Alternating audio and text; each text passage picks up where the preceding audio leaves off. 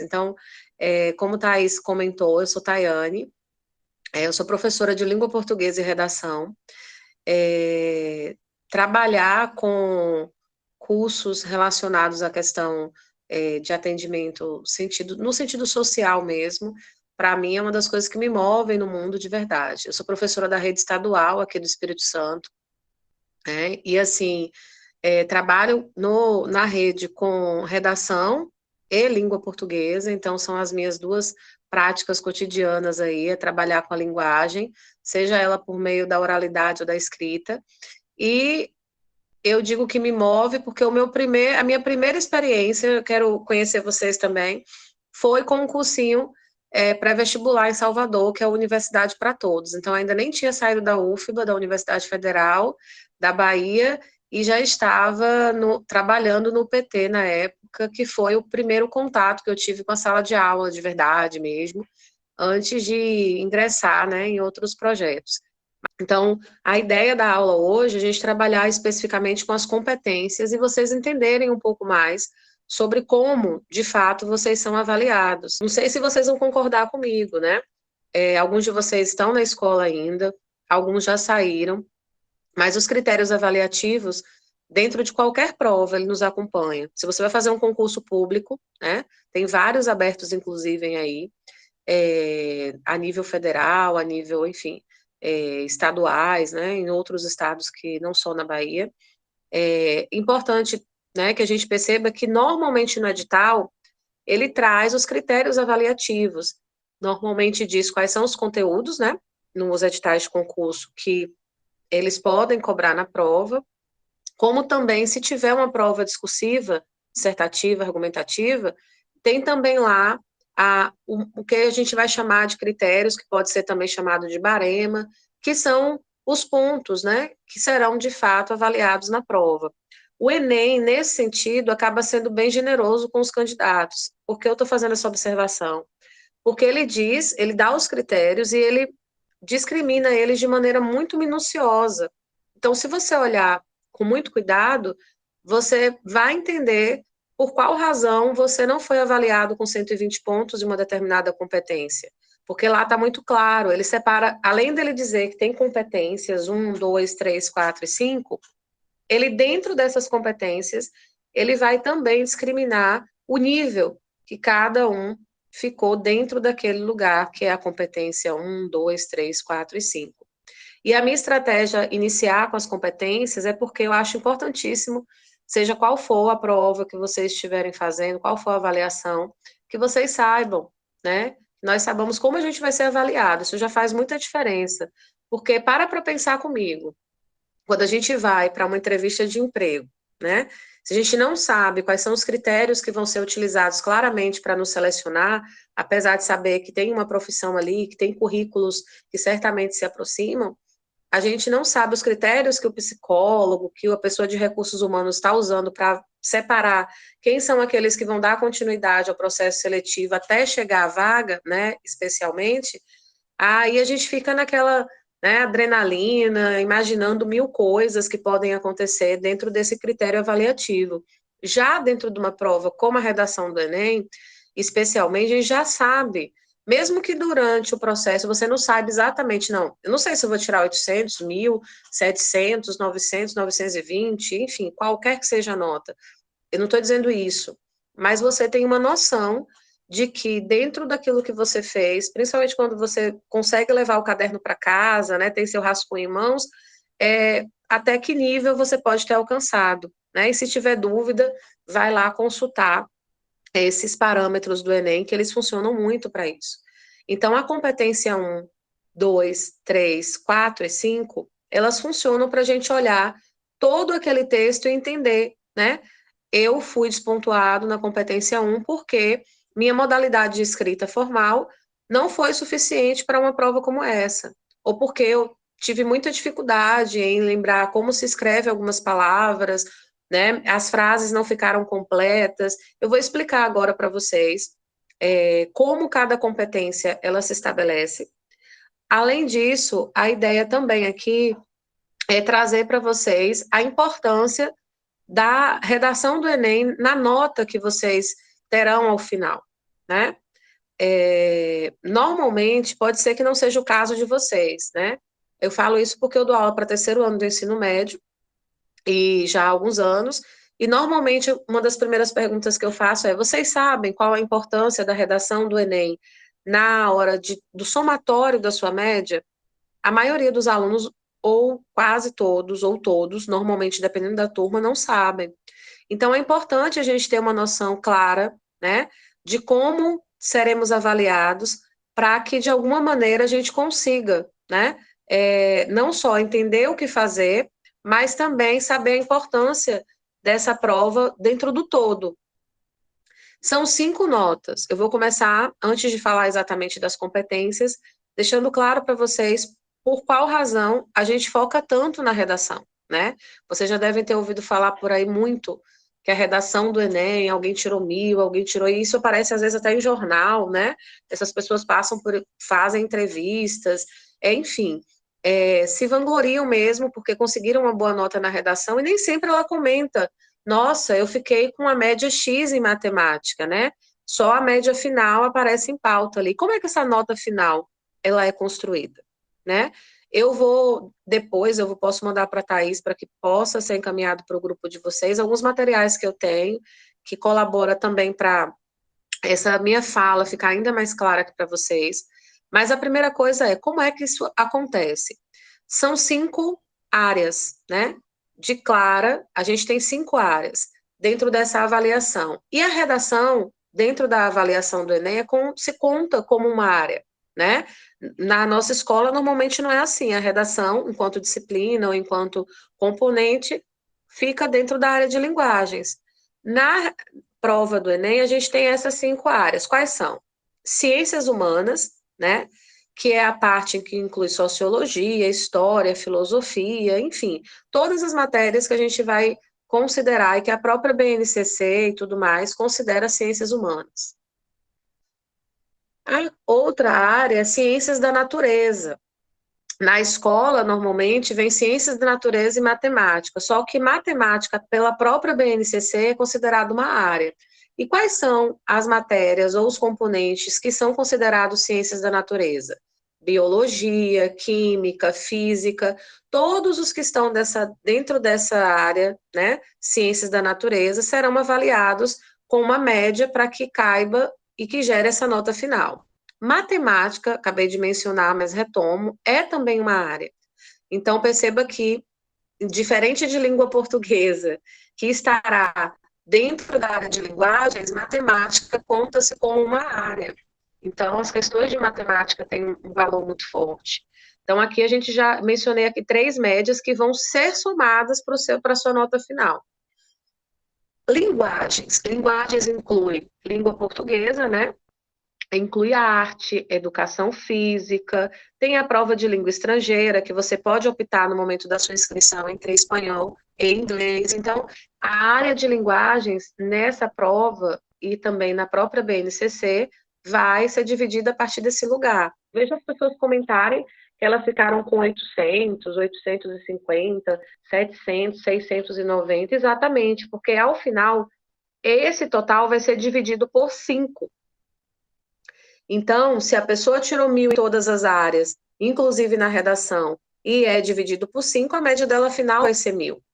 Muita gente, eu, por exemplo, sou um exemplo claro disso, é redundante, mas sim, eu não sou muito boa nas áreas de ciência, natureza e matemática, eu tenho muita dificuldade, né? Meus pontos fortes são ciências humanas e linguagens, e a redação. Então, o equilíbrio está aí. Você vai ter pontos fortes e fracos. Por isso que nenhuma média é fechada exatamente em 1000. O fato da gente ter a redação como uma área faz com que a gente invista muito nela. E porque tem sempre cursos, a gente não encontra curso de matemática para redação do Enem separado, mas tem curso só de redação para prova do Enem. Porque nem todo mundo vai ser bom em tudo. Então, dá um pouco prazo, a gente tem até novembro aí, para melhorar muito a escrita de vocês em relação à redação. E aí, o que é que acontece? Consequentemente, a possibilidade de você ter uma média final melhor é muito grande.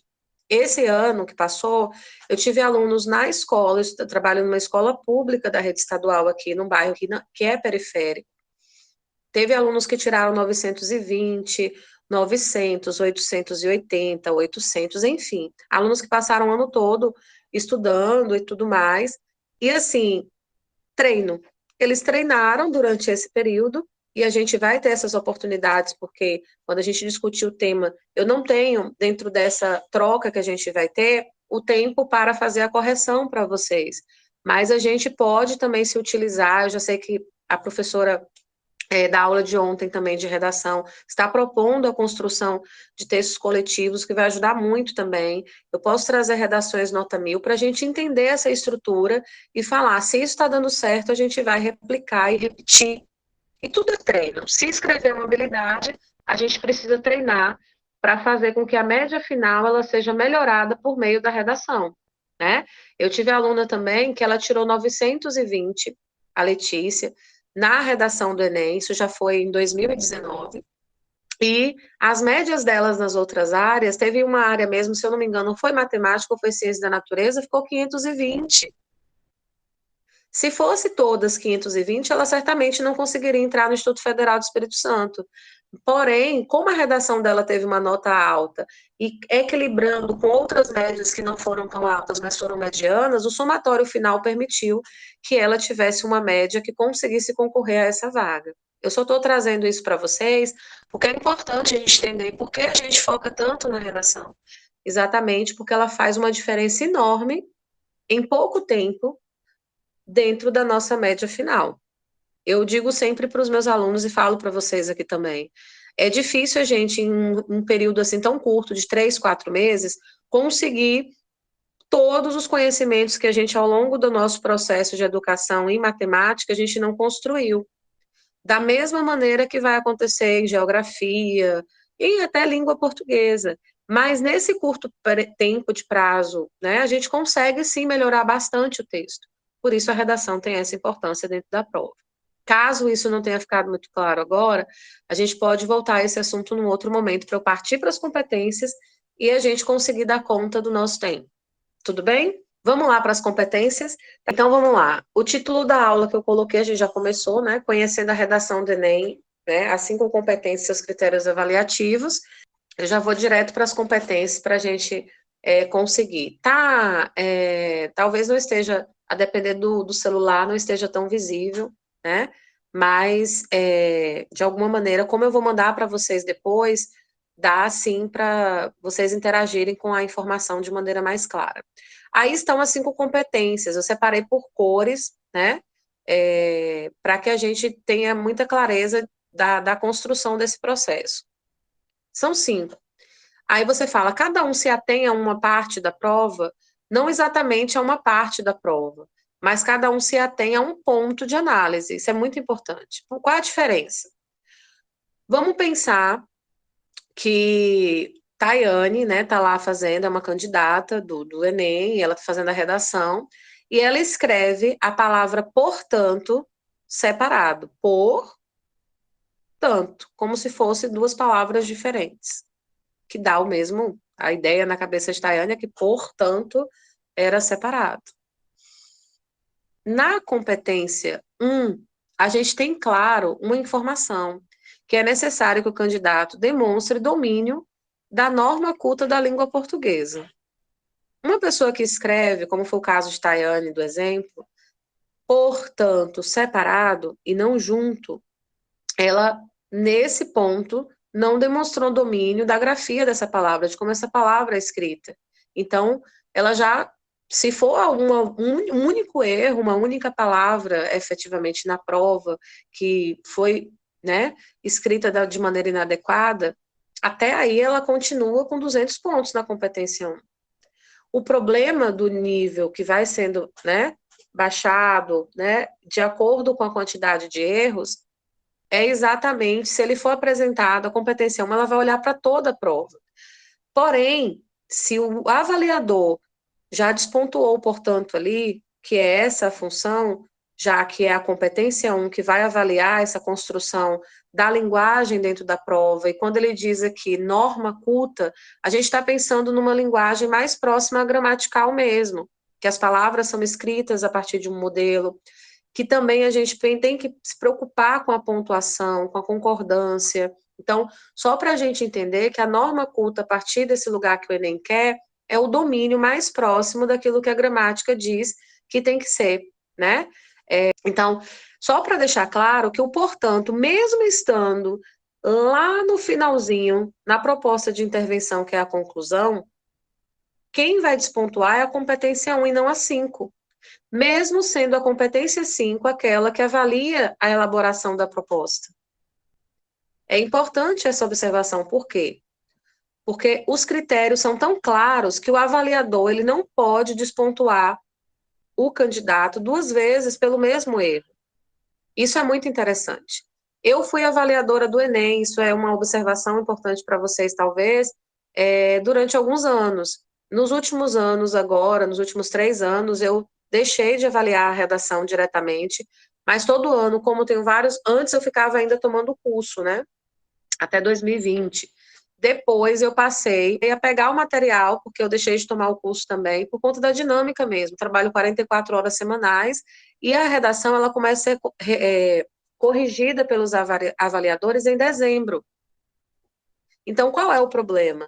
O fato de começar a correção exatamente num período em que para quem é professor, faca na caveira, porque a gente está ali, né, finalizando nota, um monte de ações que a escola nos exige, e qual é a consequência? Eu percebi que eu ia ficar doida, então eu deixei de avaliar efetivamente a prova, diretamente, mas ainda estou me atualizando anualmente para ficar atenta a qualquer mudança, já que as aulas de redação também faz parte das minhas competências diárias. Então, a competência 1 é a que vai se voltar para analisar como vocês estão escrevendo dentro da norma culta da língua.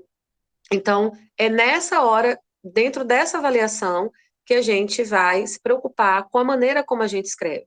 Isso significa, por exemplo, eu falo o tempo todo tá, que é a redução de está, eu falo pra, que é a redução de para, eu tenho uma boca porca, apesar de não parecer, eu falo gírias. Tudo isso deve ser, na hora da escrita, eliminado, exatamente porque eu preciso, na hora de escrever, dentro de uma redação que está me cobrando, se eu demonstro o domínio da língua dentro da norma culta, eu tenho que me aproximar o mais, né, próximo, né, o mais breve possível desse modelo, que é o modelo dentro daquilo que a escrita pede, né, a escrita formal. É bem importante deixar isso claro. A competência 1 eu trouxe até os níveis dela, para a gente olhar com cuidado, mas eu vou agora passar para 2. A competência 2, essa é dando a dica. Por quê? Porque ela tem 3 pontos. Ela avalia 3 pontos. E ela é a única entre as 5 competências do Enem que não tem o nível 0. Isso é importante também, essa observação. Na competência 1, a gente tem o nível 0. Então, aí estão os níveis da competência 1, só para eu mostrar para vocês. Começa com o nível 5, 200 pontos. Esse candidato aqui, para chegar a esses 200 pontos, ele fala, nossa, essa pessoa não tem uma vírgula fora no lugar. Lé do engano, pode ter sim, uma vírgula fora do lugar, né? Uma. Pode ter um erro que não se repita dentro da prova. Então, se você cometer um erro de pontuação no primeiro parágrafo, você só vai ser mantido dentro desse nível, que é o 5, que são os 200 pontos, já que cada competência, é bem importante lembrar, vale duzentão. Cada competência vale 200 pontos. O somatório das 5 competências é que leva a nota 1000. Então, a pessoa que tira 1000 é aquela que alcançou 200 pontos em todas as competências. Tá? Isso não quer dizer que você não possa ter nível 5, 200 em uma, pode ser que você ficou com, aqui em cima no 200 em uma, e na outra você pode ter abaixado um pouquinho, 160. Então, aquelas pessoas que às vezes têm a nota 900, 800 e alguma coisa, variaram, né, os níveis em que elas estavam dentro de cada competência. Ao passo que o nível 5 está trazendo para a gente que, teoricamente, esse candidato demonstra excelente domínio, usa-se esse termo aqui, excelente domínio da modalidade escrita formal da língua portuguesa, né? Desvios gramaticais ou de convenções de escritas, ele praticamente não tem. Se você comete um erro na prova, seja ele de pontuação, concordância, ou algum erro na prova que seja de ortografia, não vai ser um erro que vai tirar da competência os 200 pontos. Aí sim, se você repete o mesmo erro ou comete erros reiteradamente, aí você vai passar para o nível 4, que é o que já diz o quê? Olha o nível 4 aqui. Ele demonstra bom domínio da modalidade escrita formal, com poucos desvios gramaticais. Ou seja, essa pessoa, ela demonstra, sim, um bom, ela já saiu do excelente, ela agora é bom. E tem alguns desvios. Isso significa que essa pessoa cometeu mais de um erro de pontuação ou mais de um erro de ortografia. A gente não passa na competência 1 de 200 para 120 pontos do nada. Tem que ter vários problemas, alguns problemas, na verdade, não são vários, alguns, para que você possa mudar de um nível para o outro. Isso é muito importante lembrar. Nível 0, tá? O ponto, esse daqui, ninguém aqui, eu tenho certeza, nem nível 0, nem nível 40, nem nível 80, nem nível 2, né, que é 80 pontos. O nível 0 está dizendo o seguinte: demonstra desconhecimento da modalidade escrita formal da língua. Certamente, alguém que tira o nível 0, que fica com o nível 0 dentro da competência 1, ou essa pessoa escreveu em língua estrangeira, ou o texto é extremamente caótico num grau que é inelegível. É tipo assim, você não consegue ler o que está ali. E é um texto que você não consegue dar conta de compreendê-lo, porque essa pessoa não demonstra nem domínio da modalidade escrita formal. Ou ela escreveu o texto todo em gíria, abreviando como se estivesse no Zap, ou coisa do tipo. Olha o Zap aí, que é uma redução. Perceba que no nível 1, porque a gente saiu do 0, nível 1, que são 40 pontos, demonstra domínio precário e comete erros sistemáticos, frequentes dentro da redação. Nem 80, eu acredito que nenhum de vocês aqui tire. Descrição desse nível, né, que é o nível 2. Demonstra domínio insuficiente. Ó. O 80 é domínio insuficiente da escrita formal, com muitos desvios gramaticais. Ou seja, dentro da perspectiva do que a gente entende de um escritor inicial no ensino médio, ou aqueles que já concluíram, como é o caso de muitos de vocês aqui, eu acredito, isso eu coloco aqui tranquilamente. O mínimo é o nível 3. Nível 3, que são 120 pontos, gente, diz o seguinte: demonstra domínio mediano da modalidade escrita formal do registro em língua portuguesa, com alguns desvios gramaticais de convenções da escrita. É para deixar claro para vocês que até chegar no nível de 80 pontos, que é o nível 2, ou chegar no nível precário, tem muito a percorrer. E vocês não vão chegar aí. Se já não chegavam, certamente hoje, no dia que fizer o Enem, em novembro, estarão muito longe disso, tá? Vou passar aqui para dar tempo da gente conseguir avançar nas demais competências. Eu queria mostrar esses níveis para vocês, como exemplo. Eu posso mandar o material também com todos os níveis de cada competência, porque eu acho importante a gente perceber onde a gente pode chegar. Se você começou a escrever e você percebe que você tem muitos desvios gramaticais, que tem muito problema de concordância, a pontuação realmente está com muitos problemas, aqueles que estão ainda no primeiro, no segundo ano do ensino médio, certamente ainda terão oportunidades dentro da própria escola de buscar esse recurso de conhecimento. Se você não está mais na escola, tem muitas videoaulas muito boas mesmo, assim, tem professores muito generosos no YouTube que disponibilizam as suas aulas, outros são youtubers mesmo, ou seja, eles já gravam esse material para essa rede, então busquem esse conhecimento, porque pode sim e vai colaborar muito no seu processo de escrita, tá? Vou passar para a competência 2 para a gente conseguir vencer cada uma delas aqui hoje.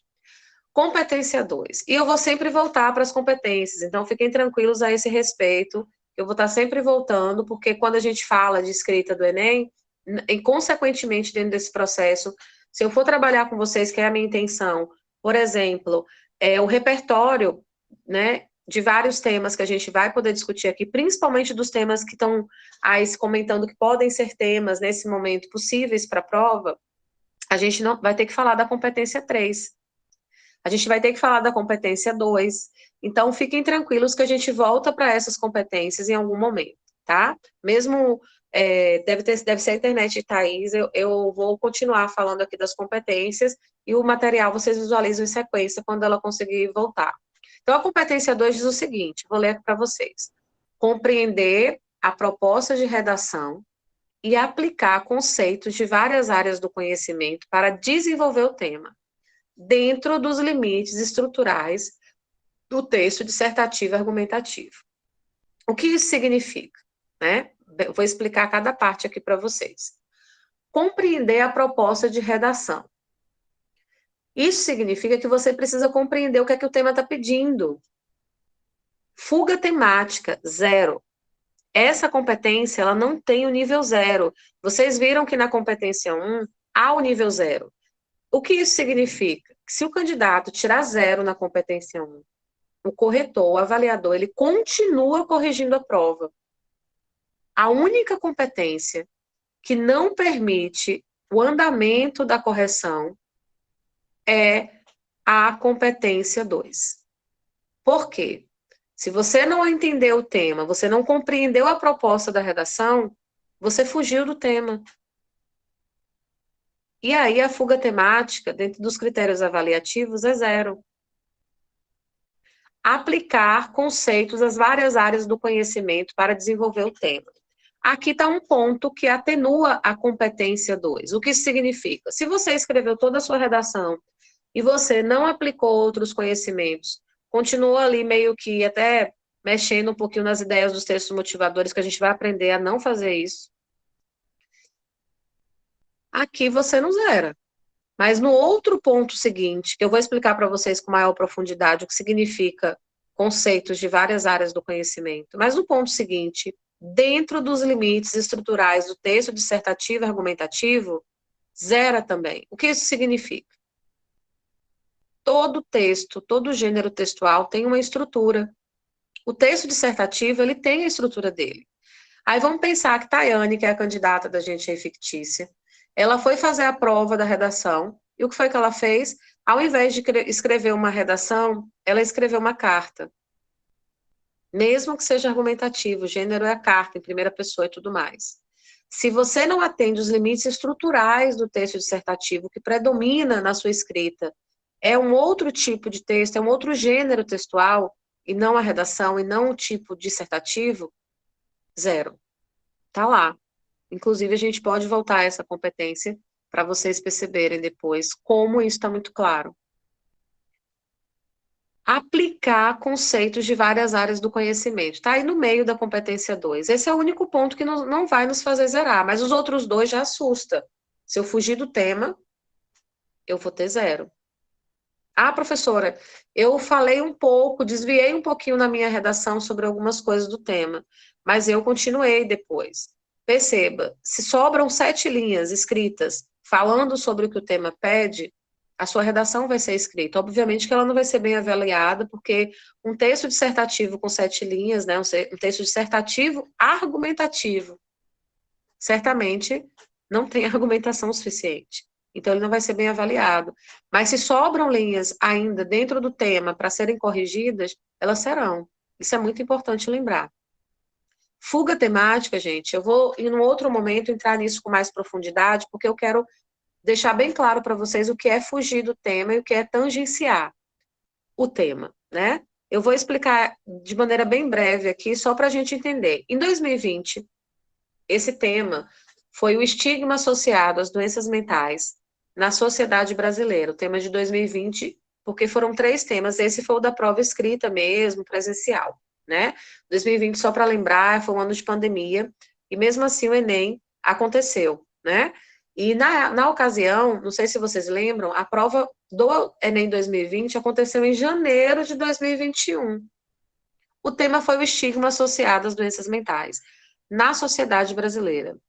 Muita gente, mas foi muita gente mesmo. Se vocês pesquisarem, vocês vão ver que a quantidade de nota zero e de notas baixas nessa prova foi muito grande. Porque muita gente não observou o tema de maneira clara. A palavra estigma, que aparece logo no iniciozinho do texto, ou perdão, do tema, ela era fundamental, era a chave do tema. A gente vai falar, inclusive, disso, tá? Palavras de comando. Escreve aí que a gente vai conseguir, por meio dessas estratégias, entender como uma palavrinha comanda o tema. Não quer dizer que ela seja a única coisa que a gente vai observar, ela é o comando para a gente pensar as outras palavras do tema. E aí você fala, mas que diacho é estigma? Eu nem uso essa palavra no meu dia a dia. A prova, dentro dos textos motivadores, um dos textos explicava o que era estigma. Só para lembrar, estigma dentro, né, da linguagem, ele era uma palavra utilizada lá atrás, na Grécia, para designar marca negativa. Uma marca negativa. As pessoas eram marcadas, era colocado um estigma nelas, uma marca negativa, né, para marcar aquelas pessoas que cometeram algum tipo de crime. E normalmente essa marca ficava visível, ou no rosto, em algum lugar que pudesse ser visível para as pessoas, para que elas fossem marcadas socialmente e excluídas. Estigma, dentro da linguagem, hoje, se transforma numa palavra que é sinônima de preconceito, de discriminação. Então, o estigma associado às doenças mentais, ou seja, a marca negativa que se dá às doenças mentais na sociedade brasileira. O preconceito que as pessoas que sofrem de alguma doença mental passam dentro da sociedade.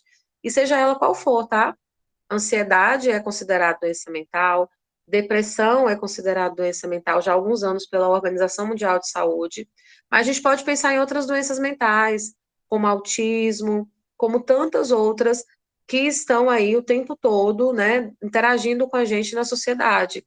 E como essas pessoas sofrem preconceito? Quem não conhece aqui alguém que não tenha depressão? Eu conheço algumas pessoas.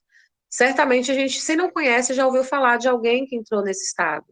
E muita gente, a primeira fala é assim: ah, isso é falta de Deus, vai para a igreja. Ou, ah, isso é preguiça, é frescura, é falta do que fazer. Isso é preconceito. As doenças mentais, elas precisam de tratamento, de terapia, de cuidado para que essas pessoas se recuperem. A Organização Mundial de Saúde não decretou a depressão doença simplesmente porque achou bonitinho, não. É porque existem já dados científicos que a colocam nesse lugar. Então, o que a redação queria, a prova queria, era que o candidato demonstrasse o conhecimento, não foi à toa que colocou a palavra estigma dentro do seu significado nos textos motivadores, porque o candidato que não sabia o que significava, ele ia lá, lia o texto motivador e tinha o significado. Mas teve muita gente que só falou das doenças mentais na sociedade brasileira. Aí você fala, professora, mas a pessoa não fugiu do tema. De fato, ela não fugiu, mas ela tangenciou. E a nota de quem tangencia, ou seja, tangenciar, gente, tangenciar é falar do tema só por uma parte, parcialmente. Isso significa que a nota vai ser muito baixa. Fugir do tema é zero, mas tangenciar também não é bom e a gente não quer isso, com certeza. Então, só para lembrar para vocês, estar dentro do que a proposta pede é fundamental para a gente conseguir também uma boa nota na competência 2. A competência 2 é a mais danadinha, porque a gente pode zerar a nossa prova. Então, ninguém quer isso aqui, com certeza não. Então, o que significa aplicar conceitos das várias áreas de conhecimento? Quem está na escola ou fora dela, interage socialmente. Quem está dentro da escola, além de interagir socialmente na escola e fora dela, por quê? Você tem conhecimento de geografia, de história, de biologia, de várias áreas, de várias disciplinas. Quem está fora, e vocês também estão nesse lugar do dentro fora, assiste filme, assiste série, vê novela, né? Então, a gente tem várias oportunidades de outros conhecimentos, que não é apenas aquele conhecimento que está ali nos textos motivadores. Então, aplicar conhecimento de outras áreas, aqui está dizendo, ó, várias áreas de conhecimento, é importante para a nossa nota bombar. Aí você vai dizer, como assim? Vamos pensar. Um filme, não sei se vocês já assistiram, que bombou no tema que eu acabei de citar de 2020, o estigma associado às doenças mentais na sociedade brasileira, foi Coringa. Coringa é o nome do filme, aquele que tem Arthur Fleck, que, né, aquela imagem que apareceu pra gente dele maquiado, né, que é como ele de alguma maneira se representa, principalmente no final do filme. Então, Coringa, no filme, é apresentado como um personagem, que é o Arthur Fleck, que tem problemas mentais. Inclusive, o primeiro crime, eu não vou dar spoiler aqui para quem não assistiu, que ele comete no enredo da história, foi exatamente porque no metrô ele está sofrendo uma situação de preconceito. Aí se fala, nossa, ele precisava matar? Obviamente que não, né? Mas demonstra claramente que foi aquela ação que levou a ele a acionar aquele input de violência e acabar cometendo aqueles crimes. Ele estava no metrô e ele ria descontroladamente, principalmente quando ele estava nervoso. E o que aconteceu? Algumas pessoas, eram 3 pessoas que estavam no metrô, no mesmo vagão que ele, começaram a agredi-lo, né? Inclusive inicialmente verbalmente, depois fisicamente, por conta desse lugar de intolerância, de preconceito, né? Sem entender de fato o que estava acontecendo ali, eram pessoas violentas também. E ele, dentro de um outro grau de violência muito forte, acaba cometendo aqueles crimes. O filme se passa cheio de situações em que o preconceito com quem tem doença mental acontece. As pessoas riem dele, o ignoram.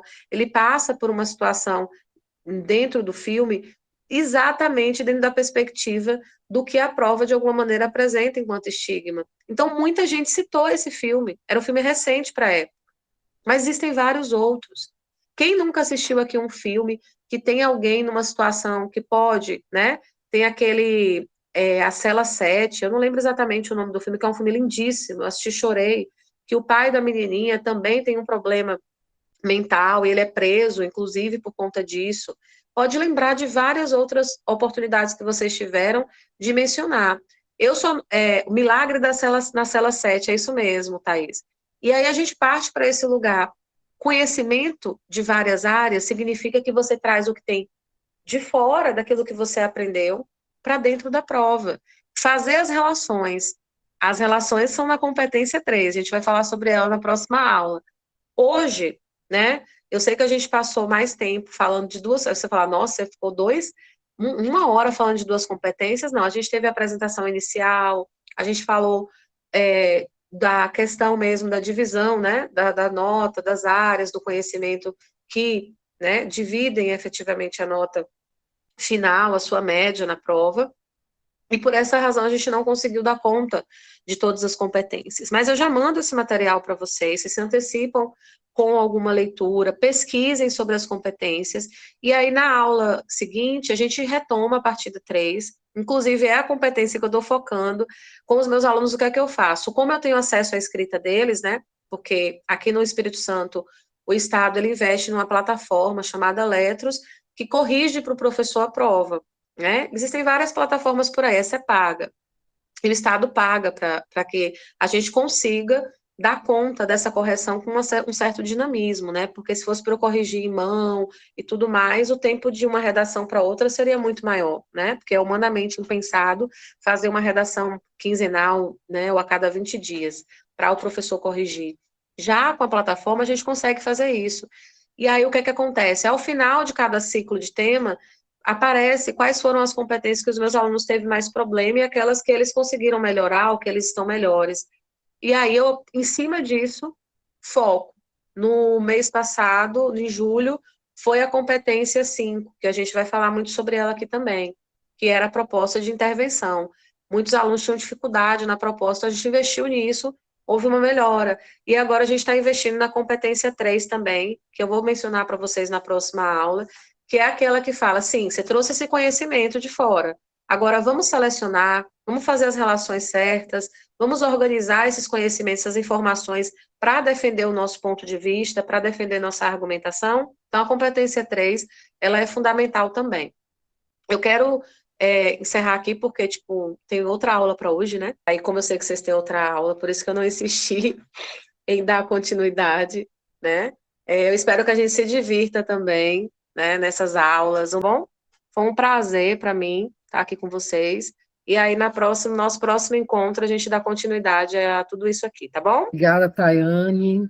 Aula maravilhosa. Para mim é sempre muito bom, e tenho dito aos outros colegas também, né? Ter essa oportunidade de participar, né? Algumas aulas eu não consigo ficar o tempo todo aqui, né? Por conta das outras Uhum. atribuições da escola, mas é sempre uma boa oportunidade também de aprender, porque a gente que é professor, né? Que é professora, a gente está o tempo todo também aprendendo, né? Quem é estudante acha que professor só ensina, mas Cora Coralina, né, nos lembra disso. O professor também é aquele que aprende, né? E a gente está sempre nesse movimento de aprender. Aprendi bastante revisitando aqui essas informações, né, sobre as competências da redação fundamentais para ser bem-sucedido aí nessa empreitada, né, serem bem-sucedidas, né, e bem-sucedidos aí as meninas e os meninos nessa empreitada já já, logo ali no Enem. Tayane, brigadão. A gente segue se falando todos, dia, toda hora, como você bem disse.